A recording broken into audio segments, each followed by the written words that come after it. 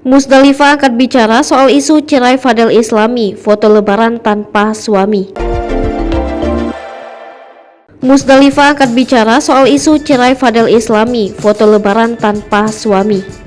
Heboh kabar Musdalifah dan Fadel Islami diisukan berpisah pasca unggahan foto lebaran Musdalifah tanpa ada sosok suami berondoknya tersebut. Dalam foto tersebut, tak tampak sosok Fadel Islami bergabung dengan Musdalifah dan anak-anak. Hal ini menimbulkan beragam spekulasi hingga isu cerai muncul. Pasalnya di awal pernikahannya Fadel Islami makan banyak hinaan karena dicap hanya ingin harta Musdalifah. Apalagi usia mereka terpaut 15 tahun. Namun akhirnya Fadel Islami berhasil menjadi suami terbaik bagi Musdalifah. Tak hanya bersikap baik kepada sang istri, namun Fadel Islami juga membuktikan bisa menjadi ayah sambung yang baik bagi anak-anak Musdalifah. Dalam foto di akun Instagramnya terlihat Musdalifah tengah duduk dan dikelilingi oleh keempat anak-anaknya dari pernikahan pertama. Melalui unggahannya, wanita 43 tahun ini tampak meminta maaf atas segala kesalahannya dan juga keluarga. Ia pun terlihat mengucapkan selamat Idul Fitri untuk semua masyarakat yang merayakannya. Beberapa netizen tampak fokus terhadap foto yang tidak menampilkan sosok suami Musdalifah, Fadel Islami. Bahkan tidak terlihat pula putra Musdalifah dan Nazar, Falhan Absar dalam foto tersebut. Hal itu membuat tidak sedikit netizen yang menanyakan keberadaan Fadel dan dua anak Musdalifah yang lain, hingga menduga bahwa Musdalifah sudah kembali bercerai dengan pria yang menikahinya pada 2019 lalu.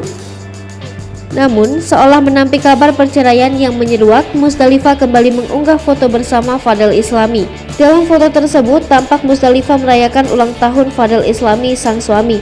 Pantauan tribunjatim.com, caption mesra pun ditulis Musdalifah. Fadel Islami pun tampak membalasnya. Warganet pun ikut ramai memberikan ucapan selamat ulang tahun.